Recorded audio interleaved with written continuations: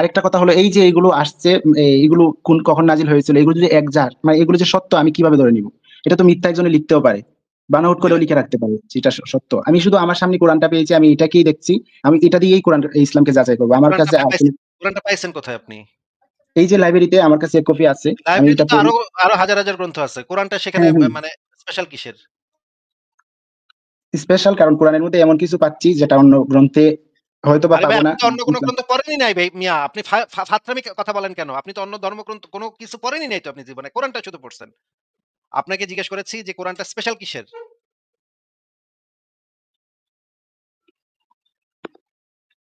কারণ কোরআন শুনতে অনেক ভালো লাগে। কোরআনের মধ্যে পড়লে অনেক আরে তারপর এইটা বিজ্ঞানের তো অনেক তথ্য হিন্দুর পাওয়া কাছে যায়। তো ভগবদ্গীতা শুনতে ভালো লাগে।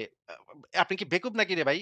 মানে মাথা-মুথা তারপর কি ইয়া হইছে নাকি? মানে গাঞ্জা-গুঞ্জা তারপর খাইছেন অন্যান্য নাকি? যত গ্রন্থ আছেন না ভাইয়া, ঠিক আছে? আমি আপনাকে বলতে পারছি না ভাই, হয়তোবা। ভাই অন্যান্য একজন ধর্মগ্রন্থে খ্রিস্টানের কাছে ভাই একজন খ্রিস্টানের অন্যান্য কাছে বাইবেলের কথা শুনতে অনেক মজা, জি, জি, অনেক জি, আরাম জি। লাগে, আমি অনেক এটা ভালো জানি লাগে। প্রত্যেকের একজন কাছে হিন্দুর যার যারটা ভালো লাগবে সেটা আমি জানি। একজন হিন্দুর কাছে শ্রীকৃষ্ণ পদাবলী, কৃষ্ণের লীলা, হরে কৃষ্ণ, হরে রাম এগুলো শুনতে খুব ভালো লাগে। খুব শান্তি পায় মনে। একজন বৌদ্ধর কাছে ত্রিপিটক থেকে আ আ ওম শান্তি, ওম এগুলা এই সমস্ত ভুংচুং শুনতে ভাল লাগে। তা আপনার কাছে যে এটা তো আপনার সাবজেক্টিভ ওপিনিয়ন যে আপনার কাছে শুনতে ভাল লাগে। এটা তো আপনার ব্যক্তিগত মানে রুচি অভিরুচির বিষয়। এটা জি, জি। আরেকজনের ক্ষেত্রে আরেক রকম। এটা একটা দিয়ে সত্য বই কেন প্রমাণ হয় না। ঠিক একটা আছে। বই কেন সত্য হবে সেটা তো আপনার ব্যক্তিগত অনুভূতি কি সেটার উপরে তো নির্ভর করে না। জি, জি, জি। তো ইসলামের আমি যেটার কারণে এখনো মানছি সেটা হলো ইসলামের যে কোরআনের যে একটা চ্যালেঞ্জ, এই চ্যালেঞ্জের কারণে সেটার মোকাবেলা আমি করতে আরে পারছি না তো এজন্য। চ্যালেঞ্জটা পরে ওইটা স্পেশাল কিসে সেটা আগে কন। ওইটা স্পেশাল কিসে? ও তো চ্যালেঞ্জ দিচ্ছে, চ্যালেঞ্জকে মোকাবেলা আরে করতে পারে চ্যালেঞ্জ না তো সেজন্য এটাকে যেকোনো গুলিস্তানের যেকোনো গরু ছাগলও তো সেই চ্যালেঞ্জ দিতে পারে। "ওই হ্যাঁ, আমার সান্ডার তেল, মান্ডার তেল এইটা মাখলে আমার সান্ডার তেল মাখলে এক্কারে ক্যান্সার, এইডস সব ভালো হয়ে যায়। হ্যাঁ? কিন্তু আমি যে সান্ডার তেল স্বপ্নে পাওয়া সান্ডার তেল দিমু, এইটা জি, যদি জি। কিন্তু একবার মাখে" সেটার মোকাবিলা তো অন্য কথা কেউ কথার করতে মাঝখানে পারছে। কথা না, কথার মাঝখানে কথা না, কথার মাঝখানে কথা না। জি, জি, সরি। এই টাইপের যদি গুলিস্তানের মোড়ে দাঁড়ায় একটা খুজলির মলম বিক্রেতা যদি এরকমের বলে যে, "আমার তেল মাখলে আমি স্বপ্নে প্রাপ্ত অ মানে তেল পাইছি। স্বপ্নের ভিতরে তেল পাইছি।" এটা হইতেছে একটা কুত্তার গু দিয়া বানায়। এই কুত্তার গু দিয়া বানানো সান্ডার মানে সান্ডার তেলের সাথে কুত্তার গু মিশায়া এটা মাখলে সব ক্যান্সার সব ভালো হয়ে যাবে। এই রকমের যদি চ্যালেঞ্জ করে জি, কেউ, জি। মানে ধরেন গুলিস্তানের মোড়ে চ্যালেঞ্জ করল। তারপরে বলল যে কেউ যদি আমার কথাটা ভুল প্রমাণ করতে পারে তাইলে তারে আমি ৳১০০,০০,০০,০০০ দিমু। হুম? ওই হালায় হইতেছে মানে ৳২ র মলম বেচে, সে নাকি ৳১০০,০০,০০,০০০ দিব। তুই তাইলে ৳২ র মলম বেচোস কেন? ১ম কথা হইলো তুই যদি এতই পারোস তাইলে তুই ৳২ র মলম বেচোস কেন? ৳১০০,০০,০০০ যদি তুই দিবি।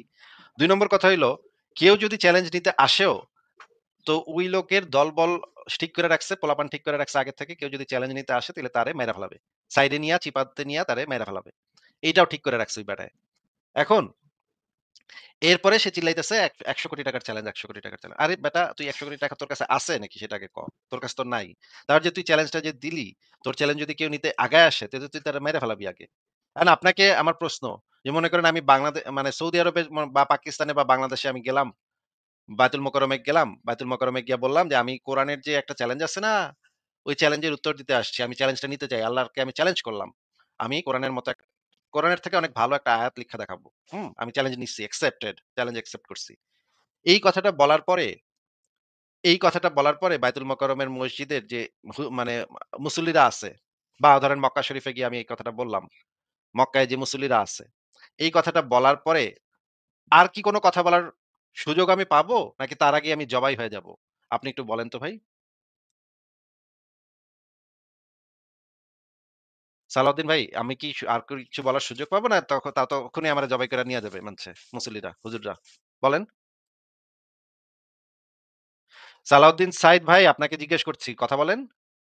আপনার কথা শোনা যাচ্ছে না। সালাউদ্দিন ভাই, জি, জি, আমি সালাম কথা বলছি। জি, আমি এখন কথা শোনা বলছি। যাচ্ছে। এখন শোনা যাচ্ছে। আবার বলেন। আবার প্রশ্নের উত্তর দেন যে আমি কি জান নিয়ে ফেরত আসতে পারবো? পারবেন না। কারণ আচ্ছা। ওরা অনেক হিংস্র। কিন্তু বর্তমানে আপনি আচ্ছা আপনার ২ অবস্থান থেকে যদি নম্বর একটা কথা। পোস্ট করেন তাহলে ২ নম্বর মিনিটের কথা। ভিতরে ভাইরাল হয়ে ২ যাবে নম্বর কথা। যে আরে রাখেন তো ভাই। ২ নম্বর কথা। ঠিক আছে ধরলাম যে আমি ওইখানে মুসলমানদের ওইখানে গিয়া তো আমি এটা বলতেই পারব না। বলার আগেই তো আমারে ক্যাট করে আমার কল্লাটা ফালাই দিবে। ক্যাচাত করে আমার কল্লাটা ওইখানেই শেষ। আমারে জি, কাইটা জি, কুইটা টুকরা, টুকরা করে নিয়ে যাবে। নিয়ে গিয়া হয়তো তেহারি বানায় খায়াও ফালাইতে পারে আমার মাংস দিয়া। জি। তো যাই হোক, ওইটা বুঝলাম যে আমারে মেরে ফেলবে ওইখানে। ঠিক আছে মনে করেন আমি আ লিখলাম। আমি Facebook এ লিখলাম যে এই যে কোরআনের থেকে ভালো একটা আয়াত আমি লিখলাম। হুম? কোরআনে যেটা আয়াত লেখছে তার থেকে আমার আয়াতটা ভালো হইছে। এখন এই আয়াতের পরেই তো বলা আছে, কোরআনের এই আয়াতের পরেই তো বলা আছে যে এইটা কখনোই কারো পক্ষে সম্ভব হবে না। এই কোরআনের এই আয়াতে বলা আছে না যে এটা কেউ পারবে না, কখনোই কেউ জি, পারবে না? জি, জি। ওয়ালাং আচ্ছা তাফআলু তাহলে তোমরা সেটা করতে পারবে না। হ্যাঁ, তাহলে আপনি তো একজন মুমিন হিসেবে বিশ্বাস করেন যে এটা কখনোই কেউ পারবে না, নাকি? আমি এখনো মনে করেন আমি বর্তমানে ভাই সংশয়ের স্থানে আশ্চর্য, আছি। আশ্চর্য, আশ্চর্য। আপনি একজন মুমিন হিসেবে, একজন মুমিন মুসলমান হিসেবে তো আপনি এটা বিশ্বাস করেন যে এটা কখনো কারো পক্ষে সম্ভবই না। কারণ এইটা যদি বিশ্বাস না করেন তাহলে তো আপনার ইমানই নাই। তাহলে তো আপনি কাফের হয়ে গেছেন অলরেডি। জি, জি। কেউ একজন চ্যালেঞ্জটার মোকাবেলা করার আগ পর্যন্ত বা পূর্ব পর্যন্ত তো আমার এটা বিশ্বাস করতে হবে। আমি এখনো বিশ্বাস করি। কারণ এখনো পর্যন্ত এটার মোকাবেলা কেউ না, না, করেনি। না। কেউ যদি চ্যালেঞ্জ মোকাবেলা করেও তখনও আপনার এটাই বিশ্বাস করতে হবে যে এটা কেউ কখনো পারবে না। কারণ একজন ইমানদার জি, মুসলিম হিসেবে আপনার আল্লাহর প্রত্যেকটা কথা, প্রত্যেকটা শব্দকে জি, পুঙ্খানুপুঙ্খভাবে, অন্ধভাবে কোন যুক্তি প্রমাণ ব্যতি রেখে, কোন যুক্তি প্রমাণের মানে অপেক্ষা না করে আপনার অন্ধভাবে, কঠিনভাবে বিশ্বাস করতে হবে আল্লাহ যেই কথাটা বলছে সেটা একদম সত্য কথা। এইটার কোনো অন্যথায় হইতেই পারে না। হওয়া সম্ভবই না। এইটা একজন মুমিনের আ মানে মৌলিক একটা স্ট্যান্ড, মৌলিক একটা অবস্থান। একজন মুমিন মুসলমান সবসময় এমন হবে যে আল্লাহর প্রত্যেকটা শব্দ, প্রত্যেকটা কথা সত্য। এইটা আপনার মানতেই হবে। নাহলে তো আপনি মুমিনই না ভাই। আপনি তো জি, জি। এখন পর্যন্ত তো মুমিন নাকি? এখন পর্যন্ত মুমিন বলতে একটা দোদুল্যমনে আছি আরকি। আমি কোন আমার দিকে মনে যাবো হয় না সেটা আপনি পাচ্ছি না। আমার মনে হয় না আপনি দোদুল্যমানে আছেন। আপনি মুমিনই আছেন। তো আপনি তো এটা বিশ্বাস করেন যে এইটা কেউ করতে পারবে না, তাই না? জি। আচ্ছা আমি মনে করেন একটা কিন্তু লিঙ্কে আমি উত্তর করে দেখেন। কেউ যদি করে আমি সেটা যাচাই করে দেখব যে সত্যি হলো কিনা। আচ্ছা না আপনি যাচাইও করে দেখবেন না। কারণ যাচাই করার আগেই আপনি সিদ্ধান্ত নিয়ে বইসা না আছেন। আমি দেখব, আমি আপনাকে কথা দিচ্ছি যে আমি দেখব। না আপনি দেখবেন আপনার দেখা আপনার পক্ষে সম্ভব না তো। কারণ আপনি তো একজন মুমিন ভাই। আচ্ছা না আমার আ পক্ষে সম্ভব। আমি আপনাকে একটা আয়াত লিখে দিচ্ছি। আমি একটা জিনিস দেখাচ্ছি আমাকে।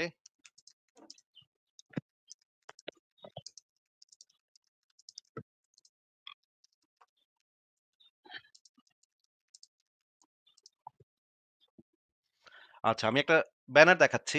দেখেন তো এই ব্যানারে কি লেখা ভাই? একটু পড়েন তো। আমি সেই ব্যানার যাতে কোনো সন্দেহ নাই আসিফ আল্লাহর বাপ। আচ্ছা একটু ভুল হইছে দাঁড়ান। আমি আবার আচ্ছা আবার একটু পড়েন তো ভাই। এই সেই ব্যানার যাতে কোনো সন্দেহ নাই আসিফ আল্লাহর বাপ। আচ্ছা। তাইলে এই ব্যানারের উপরে লেখা যে এই সেই ব্যানার যাতে কোনো সন্দেহ নাই আসিফ হইতেছে আল্লাহর বাপ নাকি? জি, আচ্ছা এখন এই যে এই আয়াতটা যে আসিফ মহিউদ্দিন নামক একটা নাস্তিক লিখলো, এই ব্যানারেই তো লেখা আছে যে এই ব্যানারে কোনো সন্দেহ নাই, তাই না? জি। তার মানে তো এই ব্যানারে কোনো সন্দেহ নেই নাকি? আমি বুঝতে পারছি মানে আপনি এই লা রাইবা ফিহি বা এই কোরআনে কোনো সন্দেহ নেই এটার কথা বলছেন। কিন্তু আমি কোরআনের এই কথাটা মেনে কোরআনকে সন্দেহহীন ভাবি না। আমি আচ্ছা ঠিক আরেকভাবে আছে, জানি যে কোরআনে সন্দেহ নেই। ঠিক আছে। ২ নম্বর এই বিষয় কথা হচ্ছে আপনার পড়ে? মনে করেন আমি একটা আয়াত লিখলাম। আয়াত লেখার পর আপনার সামনে এইভাবে উপস্থাপন করলাম। তখন আপনার ঈমান থেকে আপনি কি মনে করেন ওই আয়াতটা যত ভালোই হোক না কেন, যত কিছুই হোক না কেন, আপনি কি আপনার ঈমান থেকে বাইর হয়ে ওই আয়াতটাকে নিরপেক্ষভাবে বিচার করতে পারবেন নাকি পারবেন না? অবশ্যই পারব। কারণ আমি সত্যটা জানতে চাই। আচ্ছা ঠিক আছে। তাহলে আমরা একটা এবং আয়াত আমি নিরাপদ স্থানে আছি। আমার কল্লা যাওয়ার এখনো পর্যন্ত কোনো আশঙ্কা আমি দেখি না। আচ্ছা তাহলে আমরা একটা আয়াত বের করি কোরআনের এবং দেখি আমরা একটা তার থেকে একটা ভালো আয়াত আমরা লিখতে পারি নাকি সেটা আমরা একটু জি। দেখি।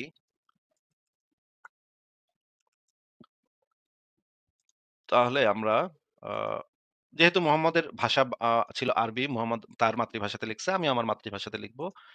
আমি তো আর মোহাম্মদের ভাষাতে লিখব না। মোহাম্মদের কাছে যেহেতু কোরআনটা তার মাতৃভাষাতে নাজিল হয়েছিল, আমি আমার মাতৃভাষাতে লিখব। তো এইটা হচ্ছে ৯৮ নম্বর সূরার ৬ নম্বর আয়াত। দেখা যাচ্ছে ভাই স্ক্রিনে? আমি মোবাইল থেকে যুক্ত হয়েছি। আমি এখন আচ্ছা আমি ভালো একটু করে বড় করে দেখতেছি। দিচ্ছি। ৯৮ নম্বর সূরার ৬ নম্বর আয়াতে যেটা বলা আছে, আ এই যে আমি পড়ে শোনাচ্ছি আপনাকে। নিশ্চয়ই কিতাবীদের মধ্যে যারা কুফরি করেছে ও মুশরিকরা জাহান্নামের আগুনে থাকবে চিরস্থায়ী। ওরাই হলো নিকৃষ্ট সৃষ্টি। আরেকটা অনুবাদে বলা আছে, ওরা হচ্ছে সৃষ্টির অধম। ওরা হচ্ছে নিকৃষ্টতম জীব। ওরা হচ্ছে সবচাইতে নোংরা জীব। সবচাইতে নোংরা সৃষ্টি, সবচাইতে বাজে সৃষ্টি, সবচাইতে নিকৃষ্ট সৃষ্টি। কাদেরকে বলা হয়েছে? যারা আহলে হচ্ছে কিতাব গিয়ে আহলে কিতাবদের মধ্যে যারা কুফরি করেছে কুফরি করেছে তাদেরকে। এবং মুশরিক মানে মুশরিকরাও হিন্দু বৌদ্ধরাও হিন্দুরা বৌদ্ধরা তো আছেই এবং সেটার সাথে আছে আহলে কিতাবদের মধ্যে যারা কুফরি করেছে তাদের কথা। তাই তাদের ভিতরে এখন সবাই পড়ে যাবে। কারণ হচ্ছে এখন খ্রিস্টানরা ওই যে মূর্তি বানায় মানে ইয়া করে চার্চে যায়। আ আ খ্রিস্টানরা সবাই পড়ে যাবে সেটার ভিতরে। তাই না ভাই? খ্রিস্টানরা জি, তো জি, এখন চার্চের ভিতরে মরিয়মের মূর্তি থাকে, যিশুর মূর্তি থাকে। তাহলে তো ওরা সবাই ওখানে পড়ে গেছে, তাই না? জি। আচ্ছা ভাই আচ্ছা। কথাটা সংক্ষিপ্ত করে আমার এই প্রশ্নটা যদি শেষ হয়ে যেত। কারণ মাগরিবের আজান হয়ে যাচ্ছে। আমার আবার নামাজে যেতে হবে না হয়তো। ভাই সমস্যা তাহলে হবে। আপনি মাঝখানে নামাজ পইড়া আসতে পারেন। পইড়া এসে আবার যুক্ত হয়েন। ও অসুবিধা তাহলে নেই। তাহলে আরো কিছুক্ষণ আছে। প্রায় আমাদের ৬টা ১০ নামাজ হবে। তাহলে আচ্ছা, এখন ৫টা ৪৮ বাজে। আচ্ছা। ঠিক আছে। তো এই আয়াতের ভিতরে দেখা যাচ্ছে যে ধর্মীয় বিশ্বাসের উপর ভিত্তি করে কিছু মানুষকে উৎকৃষ্ট বলা হয়। আরো অন্য আয়াতে বলা আছে যে মুসলমানরা হচ্ছে সবচাইতে শ্রেষ্ঠ। এরকমের অনেকগুলো আয়াত আছে মুসলমানদেরকে সবচাইতে শ্রেষ্ঠ বলা হয়েছে। তো এখানে আমরা দেখতে পাচ্ছি আল্লাহ পাক ধর্মীয় বিশ্বাসের উপর ভিত্তি করে মানুষের মধ্যে ভাগ করছে, বিভাজন করছে। যারা ইসলাম ধর্মে বিশ্বাস করে তাদেরকে বলা হয়েছে শ্রেষ্ঠ, আর যারা ইসলাম ধর্মে বিশ্বাস করে না তাদেরকে বলা হয়েছে নিকৃষ্টতম সৃষ্টি। এইটার তাফসিরে জালালাইনে যেটা এই আয়াতের যে তাফসির দেয়া আছে সেই তাফসিরে বলা আছে, যারা হচ্ছে নবী মোহাম্মদকে, আমি সেই তাফসিরটা বের করি। বলা হয়েছে যারা হচ্ছে নবী মোহাম্মদকে মানে রাসূল হিসেবে, শেষ নবী হিসেবে স্বীকৃতি না দিবে তারা হচ্ছে সৃষ্টির নিকৃষ্টতম জীব। আ আমি বের করছি। বের করলে মানে আমরা চোখের সামনে দেখলে আরো ভালোভাবে বলতে পারবো। বের করতেছি। আর আমাদের লাইভে আমাদের লাইভে একটু সময় বেশি লাগবেই। এটা কিছু করার নাই। হ্যাঁ? জি,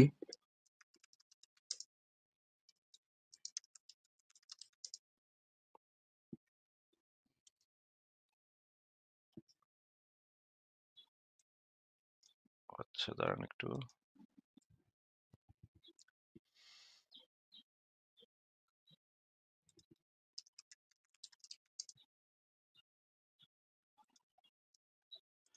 তো আমরা ইয়াটা দেখি এখন। আ আল্লাহ এই যে এই আয়াতের যে তাফসিরটা, সেই তাফসিরে আল্লাহ মানে তাফসির কারকগণ এই আয়াতটাকে কিভাবে ব্যাখ্যা করেছে সেই জিনিসটা আমরা একটু দেখি। দেখেন, এটা হচ্ছে তাফসিরে জালালাইন। দেখা যাচ্ছে স্ক্রিনে? জি, জি দেখতে পাচ্ছি। তাফসিরে জালালাইন ৭ম খণ্ড পৃষ্ঠা নম্বর ৫৩৮ সেখানে যেটা বলা আছে, নিশ্চয়ই যারা কুফরি করেছে আহলে কিতাবদের মধ্যে হতে এবং মুশরিকগণ জাহান্নামী হবে তথায় তারা চিরকাল থাকবে। অর্থাৎ তারা চিরকালের জন্য জাহান্নামী হওয়া আল্লাহর পক্ষ থেকে নির্ধারণ করে দেয়া হয়েছে। এরাই নিকৃষ্টতম সৃষ্টি। আচ্ছা নিচে এটার ব্যাখ্যাতে কি বলা আছে? ব্যাখ্যাটা কি আপনি একটু পড়বেন ভাই? এখানে কি লেখা আছে? দেখা যায়? আমি দেখতে পাচ্ছি না। তবে আপনি বললে আমি বুঝতে পারবো। কারণ এগুলো আমি পড়েই মাদ্রাসা শেষ করেছি। আচ্ছা, আচ্ছা। তাহলে আমি পড়ে শোনাচ্ছি। আহলে কিতাবগণের মধ্যে হতে যারা কুফরি করেছে এবং যারা মুশরিক তারা চিরকালের জন্য জাহান্নামী হবে। তারা নিকৃষ্টতম জীব। এখানে কুফর অর্থ হযরত মুহাম্মদকে আল্লাহর শেষ নবী হিসেবে মেনে নিতে অস্বীকার করা। আল্লাহর সৃষ্টিতে তাদের অপেক্ষা নিকৃষ্ট আর কোন সৃষ্টি নেই। এমনকি জন্তু জানোয়ার অপেক্ষাও তারা নিকৃষ্ট। কেননা বিবেক বুদ্ধির অধিকারী হয়ে এ সত্য দিনকে অমান্য করেছে। তার মানে তারা কুত্তা, বিলাই, শিয়াল, শকুনের থেকেও তো তারা নিকৃষ্ট নাকি? একজন মুসলমানের চোখে একজন কাফের হচ্ছে যে কুফরি করেছে, সে হচ্ছে কুত্তা, বিলাই, শিয়াল, শকুন, আ মানে উকুন, মানে ময়লার পোকা এদের থেকেও নিকৃষ্ট নাকি ভাই? এটাই তো বলা আছে। আচ্ছা, তাইলে আমি এখন একটা আয়াত বলতেছি। সেই আয়াতটা হচ্ছে, আমার আয়াতটা শোনেন। মানুষের মধ্যে ধর্ম দিয়ে বিভাজন সৃষ্টি করো না। প্রত্যেক মানুষের সম্মান এবং মর্যাদা সমান। ধর্ম, বর্ণ, লিঙ্গ নির্বিশেষে। মানুষকে তার কর্মের ভিত্তিতে যাচাই করো। ধর্মের ভিত্তিতে নয়। এটা হচ্ছে আমার তৈরি করা আয়াত। আমি মাত্র ইনস্ট্যান্ট এখানে দাঁড়ায় আপনার সামনে। আমি যদি একটু মানে সময় নেই তাহলে আয়াতটা আরো সুন্দর করে খুবই সুন্দর করতে হবে। পারবো। আরো ভালোভাবে বানাইতে পারবো। কিন্তু আমি ইনস্ট্যান্ট আপনার সামনে কথা বলতে আমি যেটা বানায় ফেললাম সেটা হইতেছে যে, ধর্মের ভিত্তিতে কাউকে জাজ করো না, বিচার করো না। তাকে কর্মের ভিত্তিতে বিচার করো। আপনি মুসলমান হন, খ্রিস্টান হন, ইহুদি হন, বৌদ্ধ হন, সেটা সেটা দিয়ে সেটার জন্য আপনাকে ছোট করা বা বড় করা এটা হচ্ছে অন্যায় কাজ। ন্যায় কাজ হচ্ছে আপনার কাজের উপর ভিত্তি করে আপনি কিরকম মানুষ, আপনি কি কাজ করছেন, সেটার উপর ভিত্তি করে আপনাকে সম্মান করা বা সম্মান করা এবং আপনার সম্মানটা যেন সমান থাকে। সব মানুষের সম্মান যেন সমান থাকে। আপনাকে যেন আমি ছোট না করি কোন অবস্থাতেই আপনার ধর্ম বিশ্বাসের কারণে আপনাকে যেন তাচ্ছিল্য না করি, আপনাকে ছোট না করি। এটাই হচ্ছে আমার আয়াতের মূল মেসেজ। মেসেজটা কি আপনি বুঝতে পারছেন কিনা বলেন তো ভাই? জি, জি। মেসেজটা হচ্ছে যে কাউকে ধর্মের ভিত্তিতে বিচার করো না। মনে করেন আপনার বাসায় একজন হিন্দু আসছে, তাকে এখন আপনি ভাবতেছেন যে হিন্দু বেড়া আসছে ওরে খাইতে দিমু কি দিমু না? ও তো হিন্দু। খাইতে দিমু কি দিমু না? নাহ দিমু না ওরে খাইতে। এই যে এই কাজটা করা যাবে না। কারণ ধর্মের ভিত্তিতে তার সাথে এই কাজটা করা যাবে না। সে যেই ধর্মেরই হোক না কেন, সে আপনার বাসায় আসছে, আপনার মেহমান, সে ক্ষুধার্ত, তাকে আপনি মানুষ হিসেবে তাকে সম্মান করবেন এবং মানুষ হিসেবে তাকে যদি আপনার কাছে থাকে খাবার তাহলে খাইতে দিবেন। আর যদি না থাকে তাহলে তো নাই। কিন্তু ধর্মের ভিত্তিতে তাকে জাজ করবেন না। কিন্তু কিন্তু কর্মের ভিত্তিতে করতে পারেন যা। যেমন ধরেন সে আপনার একটা ক্ষতি করছে। তখন আপনি বলতে পারেন সে যেহেতু এই ক্ষতিটা আমার করছে, সে যেহেতু এই বা এই ধরনের একটা খারাপ কাজ সে করছে, সেই খারাপ কাজের জন্য আমি তো তাকে বাসায় আসতে দিব না। সে বাসায় আসলে সমস্যা, আমি তাকে বাসায় আসতে দিব না। মানে আমি যেটা বলতে চাচ্ছি সে যেই ধর্মের পরিবারে একটা পরিবারে ঘটনাচক্রে জন্মাইছে, সেই ধর্মটা নিয়ে সে বড় হইছে। এটার কারণে শুধুমাত্র তাকে ঘৃণা করা যাবে না, তাকে তাচ্ছিল্য করা যাবে না, তাকে ছোট ভাবা যাবে না, তাকে নিকৃষ্ট ভাবা যাবে না। তো আমার আয়াতটা কেমন হইছে একটু বলেন। তারপর আপনি একটু বিচার বিবেচনা করেন। কোন আয়াতটা মানব সভ্যতার জন্য ভালো। উম আপনার আয়াতটা মানে আমি যদি নৈতিকতার দিক থেকে দেখি তাহলে তো আপনারটা সুন্দর হইছে। কিন্তু আল্লাহ যে আয়াতটা বলছে সেটা হলো একটা বিশ্বাসগত জায়গা থেকে একজন মুমিন যখন বিশ্বাস করে যে কোরআন সত্য, তখন সে ধরে নেয় যে আল্লাহ যেটা বলবে সেটাই সত্য। তো এখানে তো আগে আল্লাহ না, সত্য না, কিনা, আল্লাহ বলতে কেউ আছে এটা কিনা তো সেটা এটা দেখতে এটা হবে। তো আমরা তো ঠিক শুধুমাত্র আছে? আয়াতগুলা বিচার করতেছি ভাই। ওইটা যে কে আয়াতগুলো বলেছে? বিচার করলে ভাই একটু আয়াতগুলো বিচার করলে আপনার কথাটা আয়াতটা শুনেন, ভালো ছিল। কথাটা শুনেন। আপনি জি, যদি জি, আগেই ধরে নেন ওই জিনিসটা আল্লাহ বলছে, তাহলে তো আপনার আগে থেকেই একটা স্ট্যান্ড তৈরি হয়ে গেল। তাহলে তো আর আপনি বিচার করতে পারলেন না। আপনাকে তো আয়াত ২ টা বিচার করতে বলছি ভাই। আপনি যদি আগে থেকেই ধরে নেন যে ওইটা যেহেতু আল্লাহ কইছে ওইটাই ভালো ভাই। তাইলে তো আপনি আগে থেকে এই জিনিসটা জি, জি, মানে ধরেই নিছেন যে সেটা আল্লাহ কইছে। যেহেতু আল্লাহ কইছে সেটাই ভালোই হইব। বিশ্বাস করলে ওইটাই ভালো হইব। তাহলে তো আর আপনি বিচার করতে পারছেন না। ভাই আপনাকে একটা উদাহরণ দিচ্ছি। মনে করেন যে আ আপনি একজন বিচারক। ঠিক আছে? জি, আপনি একটা বিচারক। ঠিক আছে? এখন মানে আসামি হিসেবে আপনার নিজের ছেলে আসছে। ঠিক আছে? আর হচ্ছে গিয়ে আরেকটা আপনার ছেলের একটা দোস্ত আছে কুদ্দুস। আপনার ছেলে আসছে আর কুদ্দুস আসছে। ঠিক আছে? জি, তো এই ২ জনের বিরুদ্ধে অভিযোগ হচ্ছে এই ২ জনের ভিতরে একজন রেপ করছে। ঠিক আছে ভাই? জি, এখন আপনার বিচারে মানে উকিল আইসা বলতেছে, "ভাই দেখেন কুদ্দুসে রেপ করছে।" এক উকিলে বলতেছে কুদ্দুসে রেপ করছে, এক উকিলে বলতেছে আপনার ছেলে রেপ করছে। ২ জনে কথা কাটাকাটি হইতেছে। তখন আপনি বললেন যে, "ভাই, আমার ছেলে তো আমার নিজের ছেলে। সে মানে রেপ করতেই পারে না ভাই। তাইলে নিশ্চয়ই কুদ্দুসে করছে।" এখন আপনি যদি আগে থেকেই এই জিনিসটা বেছে নেন যে, যেহেতু আপনার ছেলে আসামি, সে যেহেতু আপনার ছেলে, সেহেতু সে রেপ করতেই পারে না। সুতরাং কুদ্দুসই রেপ করছে। এইটা তো বিচার প্রক্রিয়াতে বাধা সৃষ্টি করলেন আপনি। আপনি তো আগে থেকে ধরে নিছেন যে, ওই আপনার ছেলে সেহেতু সে মানে রেপ করতেই পারে না। আপনি যদি আগে থেকে এই জিনিসটা ধইরেই নেন, তাইলে তো আপনার কোন নিরপেক্ষ বিচারই তো তাইলে হইল না। এই ক্ষেত্রে আপনি যেই আয়াত ২ টা বিবেচনা করছেন, তখন যদি আপনি ধইরেই নেন যে, এটা যেহেতু ভাই ওটা তো আল্লাহই লেখছে ভাই। ওইটা তো বিশ্বাস করতে হইব। ওটা তো আল্লাহ লেখছে ভাই। তাইলে তো আপনি আগে থেকে ধরেই নিচ্ছেন যে সেটা আল্লাহ লেখছে। আমরা তো সেটাই বিচার করতেছি সেটা আল্লাহ লেখছে কিনা, তাই না? এটা যদি আপনি জি, আগে থেকে ধইরা লন যে ওইটা আল্লাহই লেখছে, তাহলে তো আর বিচারটাই হইল না। বিচারের ফলাফল যেটা হবে সেটা তো আপনার অ্যাকসেপ্ট করতে হবে। জি। বিচারে আমি মেনে যেই নিচ্ছি। ফলাফল আমি জি, জি, যুক্তি প্রমাণ দিয়ে আমরা যেই ডিসিশন এ পৌঁছাবো, যে সিদ্ধান্তে পৌঁছাবো, সেটা তো আমাদের মেনে নিতে হবে। আপনি যদি আগে থেকেই কয়ে দেন যে ভাই ওটা তো আল্লাহ লেখছে, আপনি যাই কন না কেন আমি ওইটাই বিশ্বাস করব ভাই। তাইলে তো আপনার বিচার হইল কোথায়? আপনি কিভাবে বিচার করবেন এটা দিলে? বলবো? হ্যাঁ, বলেন। উম এই যে একটা আয়াত, এইটা দিয়ে আমি আসলে কোরআনকে বিবেচনা করি না। কারণ এটা আমি বিশ্বাসই করি না যে এটা কোরআনের আয়াত। কারণ তো আমি তো কোরআনের কোরআন থেকে দেখালাম। দাঁড়ান, আমি আমার এই বিশ্বাসের একটা ধারাবাহিকতা আমি বলি। আমি সব আয়াতকে দিয়ে তো আর কোরআনকে যাচাই করা যায় না। কোরআনের একটা আয়াতকে ভাই, আমি জানি আমি যদি যেটা মোকাবেলা না একটা করতে আয়াত পারলে। ভাই কোরআনের সব আয়াত তো পারফেক্ট আয়াত। আমি যদি একটা জি, আমি আয়াতের আমার ক্ষেত্রে কথাটা শেষ করি। আমি পরিপূর্ণ বললে আরে ভাই, হয়তোবা আপনি আমার কথাটা ধরতে আমি পারবেন। তো একটা আয়াতেও যদি আমি এরকম দেখাইতে পারি, একটা আয়াতেও যদি দেখাইতে পারি, আপনি তো এরকম আপনার স্ট্যান্ডটা তো এরকম না তো ভাই। আপনি আমারে কি বলবেন? আপনার এখানে তো বলার কোন স্কোপ নাই। কারণ হচ্ছে আপনার স্ট্যান্ড তো কোন অবস্থাতেই এইটা হইতে পারে না যে ভাই কোরআনের ভিতরে মেক্সিমাম জিনিস হইতেছে 90% জিনিস হইতেছে আল্লাহর লেখা আর বাকি 10% এমনি, এমনি আইসা গেছে। এটা তো আপনার স্ট্যান্ড হইতে পারে না। আপনার স্ট্যান্ড হইতে না, না, হবে আমি সেটা কোরআনের বলিনি। আমার কোরআনে কথাটা কোরআনে পরিপূর্ণ হলে আপনি বুঝবেন আমি কি বলতে ভাই চাচ্ছি। আপনি তো এই জায়গায় তো আপনি যাইতেই পারবেন না। এই জায়গায় তো আপনার আমি যাইতে দিবও না। কারণ আপনার স্ট্যান্ড হইতেছে কোরআনের প্রত্যেকটা আয়াত, প্রত্যেকটা শব্দ, প্রত্যেকটা অক্ষর সেগুলো আল্লাহর কাছ থেকে নাজিলকৃত। তো আপনি যদি এই আয়াত না ওই আয়াত ভালো ভাই, এই আয়াত বেশি ভালো না। এই আয়াতের আমি আপনি ভালো ভালো খারাপও লেখা বলছি না, আমি ভালো খারাপও বলছি না, কিন্তু আমি কথাটা বলিইনি। তাহলে আচ্ছা আপনার কথা বলেন, বলতে আরকি সুবিধা হতো। আচ্ছা বলেন। কোরআনের যত আয়াত আছে সবগুলোকে আমার বিশ্বাসের আগে আমার সামনে যখন আসছে আমি তখন ভেবে নিচ্ছি যে এটা আল্লাহর পক্ষ থেকে হতেও পারে, নাও হতে পারে। তো এটা সত্যিই আল্লাহর পক্ষ থেকে কিনা এইজন্য আমি একটা যাচাই করছি। পড়তে যখন আমার কাছে ওই আয়াতটা আসছে যে, যদি মনে করো যে এটা মানুষের আয়াত, আমি সর্বপ্রথম ভেবে নিয়েছি যে এটা মানুষের বানানো। তখন কোরআন যখন বলল যে, যদি মনে করো এই সবগুলো মানুষের বানানো, তাহলে তুমিও একজন মানুষ, আমার মতো একটা বানিয়ে দেখাও। যখন বানাতে পারলাম না, তখন আমি মেনে নিলাম যে এটা আল্লাহর পক্ষ থেকে। এখন আল্লাহর পক্ষ থেকে যাই আসুক, আমার বিশ্বাস, আমার এই মাথায় না ধরলেও সেটা সত্য। কারণ আমি সৃষ্টি হয়ে তার চেয়ে ভালো বুঝবো না। ভাই এগুলাকে বলা হয় আর্গুমেন্ট ফ্রম ইগনোরেন্স, হ্যাঁ? না, না, আপনি না। হয়তো এগুলো জানেন আর্গুমেন্ট না। ফ্রম ইগনোরেন্স না। আমি আপনার এটা পড়ছি। এটা এমনকি এই সংশয়.com এখনো আমার সামনে আছে। ভাই এইগুলা মানে খুবই ফালতু কথাবার্তা আপনাদের মাদ্রাসাতে ফালতু কথা নিশ্চয়ই না। এগুলো আমি বলতে দেখি, আমি আপনার এখান থেকে একটা উদাহরণ আ পড়ে শোনাচ্ছি। কথাটা শেষ করতে দেন। আপনার কথা তো আমি শুনলাম তো মন দিয়ে। আমি কথা বলতে গেলে আপনি বারবার কথা বলেন ভাই। আপনার কথা আমি না মন ভাই, দিয়ে আমি শুনলাম চুপ না। থাকার চেষ্টা করি। এইজন্য দুঃখিত। আচ্ছা, এখন একটু শোনেন এটাকে বলা হয় এটা হচ্ছে ক্লাসিক্যাল একদম ক্লাসিক উদাহরণ অফ আর্গুমেন্ট ফ্রম ইগনোরেন্স যে আমি ভাই আমার যুক্তি ভাই মাথায় ঢুকে না ভাই তাইলে ওইটাই ভালো, হ্যাঁ? এগুলা একদম যুক্তির এখন এখন একদম মানে মা-বাপ এক করে দিতেছেন আপনি, ঠিক আছে? আপনাকে যেটা বলতেছি সেটা হচ্ছে যে আমি যদি কোরআনের একটা আয়াতের থেকেও ভালো আয়াত বলতে পারি, তাহলে তো কোরআনের ওই একটা আয়াত থেকেও যদি আমি ভালো আয়াত বলতে পারি, তাহলে তো একটা আয়াত থেকে তো আমি ভালো আয়াত কইছি নাকি? জি, এরপরে ভালোর বিষয়টা যেটা, আপনার কাছে যেটা ভালো এটা আমার কাছে খারাপ হতেও পারে। না, আমি তো সেজন্য এইজন্য আমি আপনাকে জিজ্ঞেস কিভাবে করেছি নির্বাচন করব? আমি কিভাবে আমি তো এইজন্য নির্বাচন জিজ্ঞেস করব যে করেছি এটা ভালো ছিল? আমি তো এইজন্য জিজ্ঞেস করেছি যে এই আমার আয়াতটা সমস্ত মানব সভ্যতার জন্য ভালো কিনা? আমি যখন জিজ্ঞেস করেছিলাম আপনি বোধহয় আমার প্রশ্ন ঠিকভাবে শুনেন না ভাই।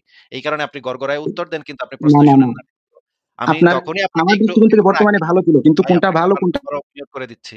আমি তখনই আপনাকে জিজ্ঞেস করেছিলাম যে এইটা কোন আয়াতটা সমস্ত মানব সভ্যতার জন্য ভালো? আমি আপনাকে একবারও জিজ্ঞেস করি নাই কলিমুদ্দিনের জন্য কোনটা ভালো, আক্কাসের জন্য কোনটা ভালো, সগীরউদ্দিনের জন্য কোনটা ভালো। এইগুলা হচ্ছে সাবজেক্টিভ ওপিনিয়ন মানে ব্যক্তিগত মতামত। যেরকম আমি আপনাকে বিচার প্রক্রিয়াতে আপনাকে বুঝাইলাম যে বিচারকের যদি ওই আসামি যদি বিচারকের নিজের পোলা হয়, সে কইব, "ভাই আমার পোলায় ভাই রেপ করতেই পারে না ভাই। আমার পোলা রেপ করতেই পারে না ভাই। আমার পোলা অনেক ভালো ভাই। আমি ছোটকাল থেকে পোলারে মানুষ করছি ভাই। আমার পোলা রেপ করতেই পারে না। হইতেই পারে না ভাই। ও অসম্ভব।" কারণ প্রত্যেক বাপের কাছেই পোলা হইতেছে ভালো। কিন্তু এইটা হইতেছে সাবজেক্টিভ ওপিনিয়ন। আর কোর্টের ভিতরে যখন যুক্তি প্রমাণের সাপেক্ষে যখন একটা জিনিস প্রমাণিত হয়, তখন সেইটা হচ্ছে অবজেক্টিভ একটা ব্যাপার, অবজেক্টিভ একটা রায়। এই বিচারের রায় সবসময় দিতে হয় অবজেক্টিভলি। মানে হচ্ছে কোন ব্যক্তিগত রাগ, ক্ষোভ, ভালো লাগা, মন্দ লাগা এগুলার উপরে উঠে সবার জন্য কোনটা, সকলের জন্য কোনটা ভালো, সবার জন্য কোনটা সঠিক সেইটা বিবেচনা করাটাই হচ্ছে নিরপেক্ষতা। এই কারণেই আপনার কাছে কোনটা ভাই আমার কাছে তো এটা ভাল লাগতেছে ভাই। আপনার কাছে ওইটা ভাল লাগলে হইব? আমার কাছে তো ভাই ওইটা ভাল লাগতেছে ভাই। এইটা তো কার কাছে কোনটা ভাল লাগতেছে সেটা তো আপনাকে আমি জিজ্ঞেসই করি নাই।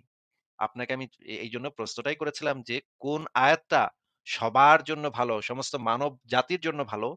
আমার আয়াতটা সমস্ত মানব জাতির জন্য ভালো নাকি কোরআনের আয়াতটা সমস্ত মানব জাতির জন্য ভালো? আবারও আমি প্রশ্ন করতেছি, আবারও আপনি একটু উত্তর দেন। কোন আয়াতটা সমস্ত মানব জাতির জন্য কল্যাণকর, ভালো, নৈতিক আর কোন আয়াতটা সমস্ত মানব জাতির জন্য কল্যাণকর না, নৈতিক না? এবার আবার উত্তর দেন। উত্তরটা দেওয়ার আগে একটু কথা ছিল। আমি না, উত্তরটা দিব আমি। আগে উত্তরটা দেন। আপনি একটু আগেই বলছেন যে আমার কাছে কোনটা ভালো সেটা ম্যাটার না। সুতরাং আমি যদি বলিও আপনারটা ভালো, তাহলে এটা কি ভালো হয়ে যাবে? আপনার সবার জন্য কাছে ভালো হয়ে যাবে। আমি আরে কি ধুর বেকুবে কথা বুঝে না। আপনার কাছে ভালো বলতে আমি যেটা বোঝাচ্ছি যে ব্যক্তিগতভাবে আপনি কোনটাতে লাভবান হইবেন, আপনার কাছে কোনটা ভাল লাগে সেইটা আমি জিজ্ঞেস করতেছি না। যুক্তি দিয়ে আপনি যখন চিন্তা করবেন, তখন আপনি বুঝবেন যে কোন জিনিসটা সবার জন্য ভালো। আর অন্ধবিশ্বাস দিয়ে যখন চিন্তা করবেন তখন ভাববেন, আমাগো আল্লাহ কইছে আল্লাহরটাই ভালো ভাই। হ্যাঁ? বা ধরেন একজন হিন্দু কইবো, ভাই আমাকে কৃষ্ণ কইছে ভাই কৃষ্ণরটাই মনে করেন হিন্দু ধর্মের কেতাবে মনে করেন ধরেন তর্কের খাতিরে হিন্দু ধর্মের কেতাবে লেখা আছে, মুসলমান গো পাছায় লাথি মারো। হুম? এটা হিন্দু ধর্মের মনে করেন একটা ধর্মের কেতাবে লেখা আছে। এখন এটা এখন হিন্দু কইবো, ভাই এটা তো আমাগো কাছে ভালো ভাই। আমাগো কাছে তো ভালো। কিন্তু এই জিনিসটা তো সমস্ত মানুষের জন্য ভালো না। এই জিনিসটা একজন মুসলমানের কাছে ভালো না। কারণ মুসলমান তো পাছায় লাথি খাইতেছে। এটা তো তার তো ক্ষতি হইতেছে এখানে। আমরা তো অবজেক্টিভলি মানে হচ্ছে সামগ্রিকভাবে, সার্বিকভাবে বিচার বিবেচনা করলে আমরা দেখতে পাই, নিরপেক্ষভাবে বিচার বিবেচনা করলে আমরা দেখতে পাই এইটা মুসলমানদের জন্য অপমানজনক, মুসলমানদের জন্য নির্যাতন এটা একটা।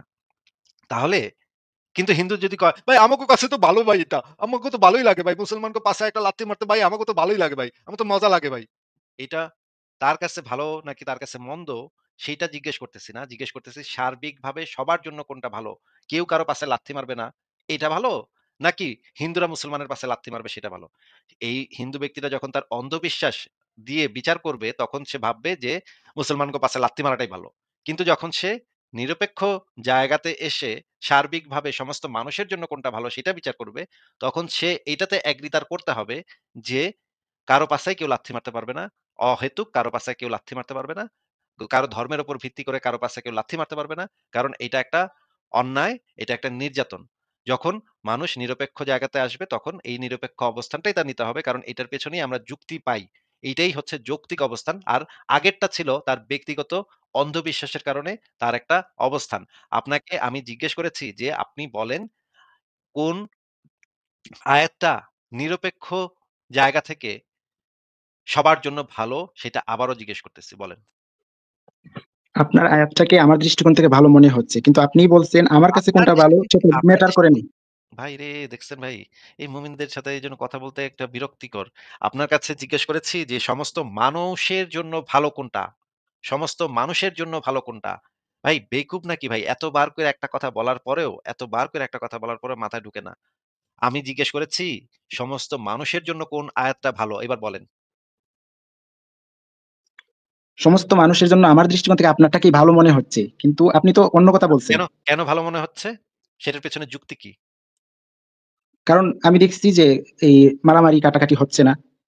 কিন্তু আমি একটা ভালো বললাম, এটা কি সবার জন্য ভালো হয়ে যাবে? সব মুসলমান কারণ তো এটা বলছে না। এজন্যই তো জিজ্ঞেস করতেছি, যুক্তিটা জিজ্ঞেস করতেছি। যদি এরকম হয় যে পৃথিবীর একেকটা ধর্মে লেখা আছে, তারাই শ্রেষ্ঠ, বাকিরা সব নোংরা, কুত্তা বিলাই। এরকম যদি আমরা প্রত্যেকটা ধর্মে যদি এরকম কথা লেখা থাকে, হিন্দু ধর্মেও যদি এরকম লেখা থাকে, হিন্দুরা মুসলমানদেরকে মনে করবে কুত্তা বিলাই, মুসলমানরা হিন্দুদেরকে মনে করবে কুত্তা বিলাই। আবার ইহুদিরা মুসলমানদেরকে মনে করবে কুত্তা বিলাই, মুসলমানরা ইহুদিদেরকে মনে করবে কুত্তা বিলাই। এরকমের যদি প্রত্যেকটা ধর্মের মানুষই যদি আরেক ধর্মের মানুষকে এরকমের কুত্তা বিলাই বইলা মনে করতে থাকে এবং নিকৃষ্ট জীব বইলা মনে করতে থাকে, তাহলে তো সারা পৃথিবীতে একটা অশান্তির সৃষ্টি হবে। এই জিনিসগুলা যুক্তি দিয়ে আমরা বিচার বিবেচনা করতে পারি, বিশ্লেষণ করতে পারি, বুঝতে পারি যে এই রকমের পরিস্থিতিতে আমরা এরকমের একটা সমাজে আমরা কখনো বসবাস করতে চাই না, যেখানে এক ধর্মের লোক আরেক ধর্মের মানুষকে সারাক্ষণ ঘৃণা করবে, বিদ্বেষ পোষণ করবে, ছোট ভাববে, নিকৃষ্ট ভাববে। আমরা এরকমের একটা সমাজ কল্পনা করি, এরকমের একটা সমাজ আমরা চাই, যেই সমাজে প্রত্যেক মানুষের যার, যার ধর্ম তার, তার থাকবে এবং একজন আরেকজনকে সম্মান করবে, একজন মানুষ হিসেবে সম্মান করবে। এই রকমের একটা সমাজই আমরা চাই। এটাই হচ্ছে একটা নিরপেক্ষ অবস্থান। এটা কি একটা নিরপেক্ষ অবস্থান না? এটা তো সালাউদ্দিন ভাই, আমার জি, জি, জি, জি। এটাই কি সব মানুষের জন্য সারা ভালো বিশ্বের জন্য নাকি? কোনটা ভালো, সারা বিশ্বের জন্য কোনটা ভালো আমরা সব মানুষকে যখন জিজ্ঞেস করব তখন এটা প্রমাণিত হবে। কিন্তু আমি ব্যক্তিগত আচ্ছা, মতামত দিয়ে তো আমি একদম ভালোকে চাপিয়ে দিতে পারি না সবার উপরে। আ কোনটা ভালো তো ভালো কোনটা খারাপ এটার একটা আমরা তো যুক্তির মাধ্যমে সেখানে যাচ্ছি। চাপিয়ে কোথায় দিচ্ছি? আমরা তো যুক্তির মাধ্যমে এটা বুঝতে পারতেছি যে এটা সব মানুষের জন্য ভালো। সবাই একজন মুমিন তো অন্যরকম যুক্তি দিবে, অন্যরকম যুক্তি দিবে। আরে অন্যরকম যুক্তি সে দেখ না। যুক্তি কিছু একটা বললেই তো আর যুক্তি হইল না। এইটা তো আমরা সেও তো অবজেক্টিভ একই কথা দেখাইতে বলবে যে পারতেছি। আপনি একটা কিছু বললেই সেটা যুক্তি না। আরে বেকুব। কেউ কিছু একটা বললেই তো হইল না সেটা। সেটা তো প্রমাণ করতে হবে। এই জিনিসটা যদি আমরা সমাজে এপ্লাই করি তাহলে তো আমরা এটা দেখতে পাবো। একদম চোখের সামনে দেখতে পাবো। এই কোত্থেকে ভাই আসে যে এগুলা এই চুনাহাগা মুমিন একেকটা। এইটা তো আমরা চোখের সামনে দেখতেই পাবো। এইটা তো আমরা প্র্যাকটিক্যালি ব্যবহার করে দেখতে পাবো। বেকুব কোথাকার। এটা তো প্র্যাকটিক্যালি আমাদের কাছে প্রমাণই থাকবে বেকুব কোথাকার। কোত্থেকে আসে ভাই এগুলা কোত্থেকে আসে? এটা তো প্র্যাকটিক্যালি আমাদের কাছে প্রমাণই থাকবে। যদি এখানে আমরা ৫ জন বিভিন্ন ধর্মের লোকরে দাঁড় করাই এবং ভাই তাদেরকে আমার বলে আজানের শেখাই, সময় হয়ে আরে গেছে। আমি বেকুব কোথাকার, বেকুব মুমিন কোথাকার। মানে এত সুনাহাগা হয় মানুষ, এত সুনাহাগা হয় মানুষ। এটার তো প্র্যাকটিক্যাল প্রমাণ আছে। বেকুব কোথাকার। এই ৫ জন ব্যক্তি যদি এখানে দাঁড়ায় থাকে, ৫ জন ব্যক্তিকে আমরা বিভিন্ন ধর্মের ৫ ব্যক্তিকে আমরা আনলাম। ৫ ব্যক্তিকে আইনা আমরা তাদেরকে বললাম যে, বেটা হিন্দু ধর্ম হইতেছে সবচেয়ে ভালো, মুসলমান হইতেছে বাদ বাকি সব ধর্ম হইতেছে নিকৃষ্ট জীব। ইহুদিকে বললাম, হিন্দু বাবা আ ই ইহুদি বাবা, ইহুদিকে বললাম, ইহুদি বাবা তোমার ধর্মটা হইতেছে বেস্ট, বাদ বাকি সব নিকৃষ্ট। মুসলমানকে বললাম, মুসলমান বাবা তোমার ধর্মটা বেস্ট, বাদ বাকি সব নিকৃষ্ট। এইভাবে ৫ জনকেই যদি আমরা বলি, তাহলে ৫ জনের কাছ থেকে যদি এরপরে আমরা জিজ্ঞেস করি, "ভাই অন্য মানুষদের সম্পর্কে তোমার ধারণা কি?" তারা তো বলবে যে, ওরা সব নিকৃষ্ট, আমি হইতেছি বেস্ট। ওরা হইতেছে নিকৃষ্ট, আমি হইতেছি বেস্ট।" এইটা তো প্র্যাকটিক্যালি প্রমাণই আমরা করতে পারলাম যে তারা এই যে গেছেগা। এক ধর্মের মানুষ আরেক ধর্মের মানুষকে ঘৃণা করতেছে। এটা তো প্র্যাকটিক্যাল প্রমাণ আছে আমাদের চোখের সামনে বেকুব কোথাকার। এটার জন্য কি আবার এটা কে কি বলেছে ভাই? অমুক বললেই তো অমুক তো ওইটাও বলতে পারে। আরে এটা তো প্র্যাকটিক্যাল প্রমাণ দেখতে পাচ্ছি আমরা। কিন্তু আমরা যদি এমন ওই ৫ জনকে আইনা যদি আমরা সবাইকে এটা শেখাই যে কোন ধর্মের ভিত্তিতে কাউকে ছোট বড় বলা যাবে না। প্রত্যেক ধর্মের ভিত্তিতে মানুষকে বিবেচনা করা যাবে না। তাহলে তো একজনকে তখন এরপরে যদি তাদের মানে জিজ্ঞেস করি ভাই তুমি তোমাদের মধ্যে কে শ্রেষ্ঠ? সে বলবে ভাই ধর্মের ভিত্তিতে তো মানে আমরা বলতে পারতেছি না কে শ্রেষ্ঠ। কাজ দেখতে হবে। কে কি কাজ করছে সেগুলা দেখে আমরা বলতে পারবো। কে শ্রেষ্ঠ কে খারাপ। যে ভালো কাজ করবে সে ভালো, যে খারাপ কাজ যদি মুসলমানও যদি খারাপ কাজ করে তাহলে মুসলমান খারাপ। আর মুসলমান যদি ভালো কাজ করে মুসলমান ভালো। এইটা হবে তার স্ট্যান্ড। তখন তো আমরা বুঝতে পারবো যে সে এই জিনিসটা তো প্রমাণ হয়ে গেল তখন। দেখেন এই কি বেকুব কোত্থেকে কি বলে যে ভাই অমুকে তো বলবে, অমুকে তো যুক্তি দিবে। আরে এর বেকুব নাকি একেকটা? এই মুমিনগুলা কোত্থেকে যে আসে ভাই এগুলোর মাথায় দিয়ে কি মানে একদম খুব খারাপ অবস্থা ভাই। মানে একদম মানে প্যাথেটিক অবস্থা মুমিনগুলার মাথায়। একেকটা মুমিনের এক্কেরে খারাপ অবস্থা। মাথায় কি একটু ভাই গিলো থাকতে পারে না? একটু কি ভাই গিলো থাকতে পারে না? এটা কেমন কথা? একটুও গিলো রাখুন যাবে না মাথায়। সব গিলো মানে ওই মা মা মা মাদ্রাসায় হুজুরেরা রাত্রেবেলা রুমে ডাইকা সব মানে পেছন দিয়ে কইরা সব গিলো-টিলো বের করে লাইছে এক্কেরে। মাথা দিয়া সবগুলো বাইরা গেছে। মানে খুবই খারাপ অবস্থা ভাই। হুম। ঠিক আছে পরের জনকে যুক্ত করি।